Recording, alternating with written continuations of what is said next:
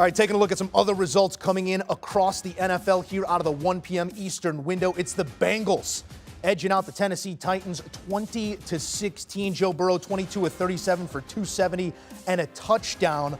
Really a nondescript game as these two teams sort of traded jabs through the first 30. It was Cincinnati controlling the second half here, and then a costly penalty at the end of the game robs Tennessee of a chance to come back. It's Cincy moving to 7-4 and even with the Titans. All right, let's head out to Music City for more from our head man, Charles Davis, on the call for this one. CD, it's always a pleasure. And I heard you say at halftime how these two teams, a lot of it is looking in the mirror, very similar in a number of different ways. And I think we saw that again here on Sunday. What separated them in your eyes here in these 60 minutes of football? I think that Cincinnati's ability to make plays in the passing game are always going to be a separator in a game like this, because Tennessee, they had a big night against Green Bay last Thursday, but the consistency in the passing game, being able to have that guy who can shake free when you need it. And in Cincinnati's case in this game, one was really unlikely, Trent Irwin. He made that big catch on the sideline that kept the drive going, and he was actually in a position, if we talked about it during the game, they had three receivers to the wide side of the field, one receiver on the backside. That's an isolation route for your best receiver. Oftentimes you use Jamar Chase in that spot. Trent Irwin is the one guy you go to in a key situation, and he nails it. You come back later on the last drive to give him the touchdown to go up big. Guess what?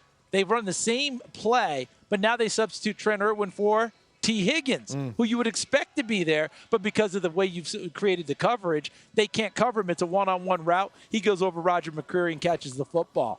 The last part of it, Cincinnati ran the football way better than expected. They had, I think, 112, 115 yards on the ground. Samaje Perine carried it well. Joe Burrow at one point had 29 rushing yards to Derrick Henry's 19. It was that kind of a day for Cincinnati. They really outgutted them in a lot of ways in this one. I just hated for it to end the way it did.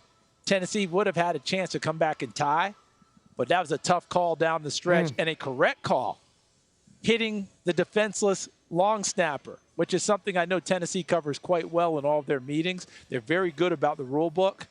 That was a major surprise. And here you see it, as you say, it's the right call, as that snapper does have protection early on, and great call by the officiating crew to catch something like that. Sometimes your eyes go away from it.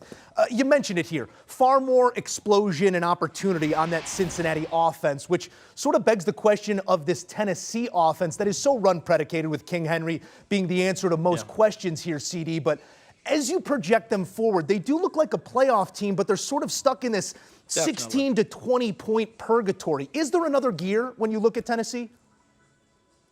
I still think there's another gear, but part of it that they're stuck on is, unfortunately, Ryan Tannehill's right ankle.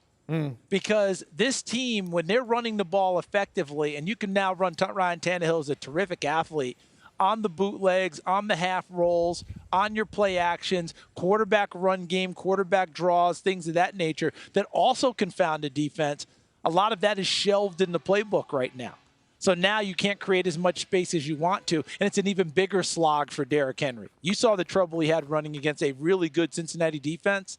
Their defensive front ate up blockers. Their linebackers cleaned up, along with nickelback Mike Hilton, made it very difficult for him to find space. Now, against Green Bay, he found enough space that they could play him safe, play him honestly, and now you can find Treylon Burks downfield. Robert Woods had 6 catches against Green Bay. He wasn't nearly as impactful in this game. Okonkwo, the tight end out of Maryland, they've got to get him going more. This guy creates big plays downfield, but they haven't been able to do that to the satisfaction I think that they need. Because to me, he's the second coming of Delaney Walker, who was so good here in Tennessee, but he is a rookie. High praise there from our Charles Davis, your friend and ours, breaking down this exciting one in Tennessee. Thank you, CD. Safe travels. Thank you.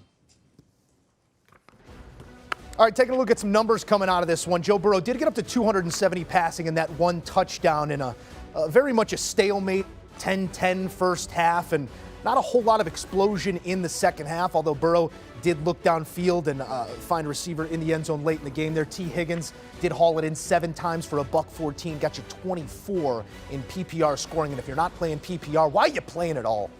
Do you want a sports network that delivers everything that matters about the game? The highlights, the picks, the instant analysis, no yelling, no fake debates, no politics. Hit the subscribe button and never miss a moment.